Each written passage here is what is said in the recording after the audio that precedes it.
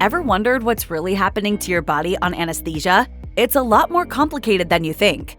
When you think of anesthesia, you may immediately think of sleep, and that's not too far off the mark. But you also shouldn't expect to feel like you've just had a restful night's sleep either, because there are some key differences happening in your brain and your body. And to clarify right off the bat, there are multiple forms of anesthesia. We're talking about general anesthesia or monitored sedation, going under, usually with a complete loss of consciousness. One of the most commonly used medicines in general anesthesia is propofol, which affects communication between neurons throughout the brain in a way that's different than being asleep. It gets in the way of the movement of a key protein responsible for communication between your brain's neurons, with lingering effects that can make you feel drowsy, sleepy, and groggy after you wake up, more like the aftermath of a bender than a beauty nap. Basically, your neurons need a little more time to start chatting again. Your brain also doesn't go through the same REM cycles. A regular, non-medicated sleeping person typically goes through 4 to 6 cycles of REM and non-REM phases. During anesthesia, your brain stops doing that. In fact, scientists still aren't sure exactly what propofol's full mechanism of action is, or how it does what it does. They just know it works, and it allows life-saving surgeries to happen.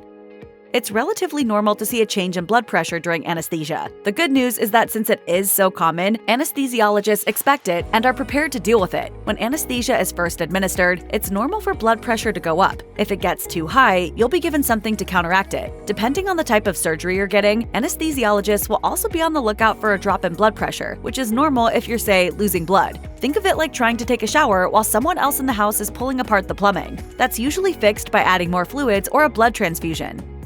Okay, put the blood back in. We perfuse the circuit. Given that balancing act, it's vital to make sure you give your real weight before you go under, because that's what your anesthesia dose is based on. Here's how the medical director of pain management at Westchester Medical Center explains the importance of that. Giving a falsely low weight may lead to underdosing of both anesthetics and antibiotics, and giving a falsely elevated weight may lead to a higher than needed anesthetic dose, which could dangerously drop one's blood pressure. If you aren't 100% sure what you weigh, you can ask to use a scale at the hospital. You've probably heard this, even if you've never undergone anesthesia yourself. You almost always need to avoid food and drinks before a surgery. Rule of thumb is usually no food at least 8 hours before you arrive for your surgery, although it'll depend on what your doctor tells you. But why? It's not so you don't accidentally fart during surgery, making the doctors laugh and mess up their sutures. The problem is aspiration, which is when solids or liquids get into your lungs. When you're awake, you just cough it up. But when you're under anesthesia, you have a vastly reduced ability to do that, and your body may not even feel the food or liquid dripping down your windpipes into your lungs. Anesthesia leaves your breathing airways open, increasing the risk. What happens then is inflammation and potentially pneumonia. That's why it's crucial to adhere to the guidelines provided to you by your doctor and surgery team so you can prevent any possible complications from threatening your health. And if you forget or try to break the rule, the procedure will typically be postponed. Invasive surgery involves someone cutting into your body, and cutting into someone's body involves bleeding. That's one of those obscure facts they teach in medical school, so fortunately surgeons are more than prepared to deal with blood. But less blood is better blood, which is why your doctor may ask you to stop taking certain medications and supplements before you're scheduled to go under anesthesia. The most common medications to abstain from include MAOIs and blood thinners. In fact, any substance that acts as a blood thinner can cause an issue, including OTC meds like ibuprofen and supplements like omega-3s and ginkgo biloba. It's a common sense thing. Thinner blood bleeds more. Blood thinners also affect blood's ability to clot. Coupled with the expected rise in blood pressure that often accompanies anesthesia, thinned blood can be like turning on a sprinkler, a very dangerous sprinkler. The bottom line is, it's extremely important to let your doctor and anesthesiologist know when you took your last dose, as it may change their approach or postpone the procedure to keep you safe. Even if you think you might be fine, let someone know. As Dr. Stephen L. Mandel says, if you were told to stop your blood thinner on Friday and you forgot and did not do it until Monday, say something. Hospitals and their air conditioning, right? As many as 70% of patients report a lingering case of the shivers after general anesthesia, which is usually caused by perioperative hypothermia. In layman's terms, that means you get real cold while you're under the knife. One of the most common side effects of anesthesia is a reduction in your body's ability to regulate its core temperature. Keeping ourselves warm is usually one of the superpowers of us mammals, and shutting off that switch causes our bodies to succumb to the everyday processes of convection and radiation. A cold operating room, a cold operating table, cold antiseptics, they're all conspiring to pull excess heat from your body while its defenses are down. As the anesthesia begins to wear off, your body turns the switches back on and begins to compensate to bring you back up to temp. The result is often shivering, sometimes an extremely uncomfortable amount of it. No wonder it's called out cold. Except for extremely rare cases, it'll eventually go away on its own. Your doctor will usually stick you someplace warm and, depending on severity, provide intravenous medication to speed up the process.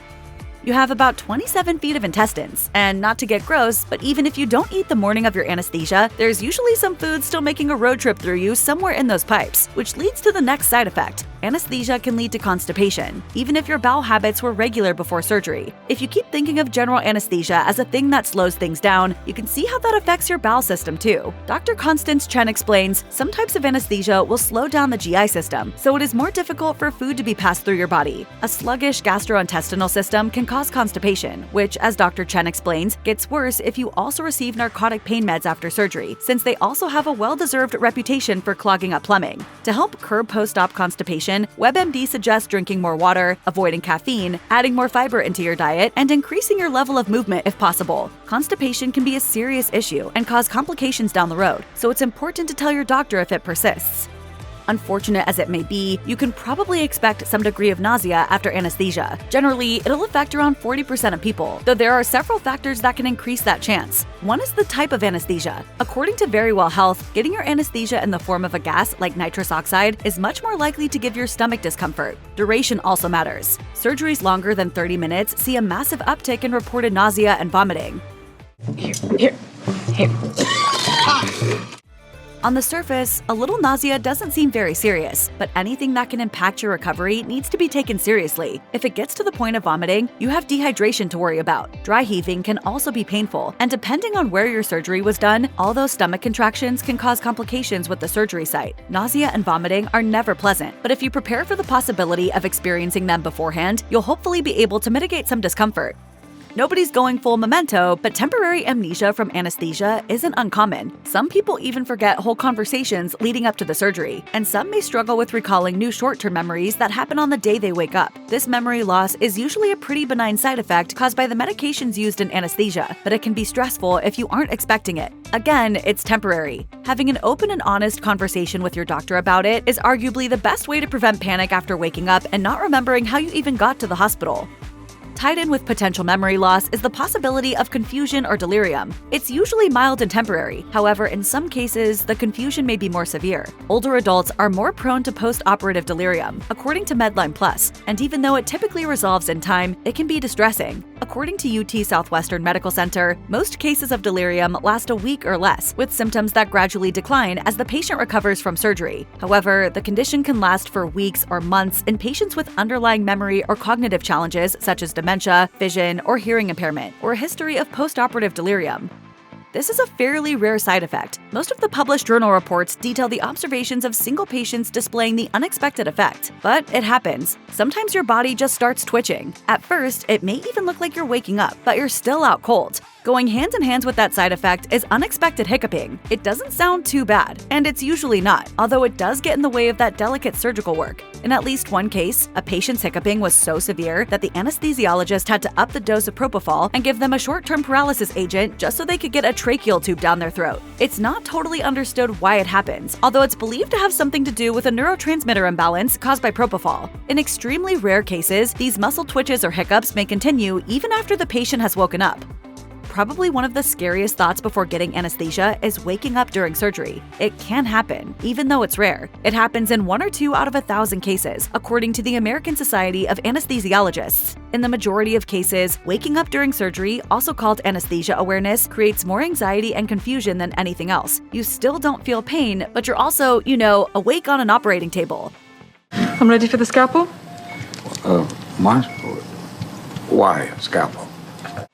Maybe it'll make you feel better, and maybe it won't, but anesthesia awareness is more common during surgery being done to a patient with trauma-related injuries or during emergency cesarean sections. Planned, well-prepared operations don't have the same incidence.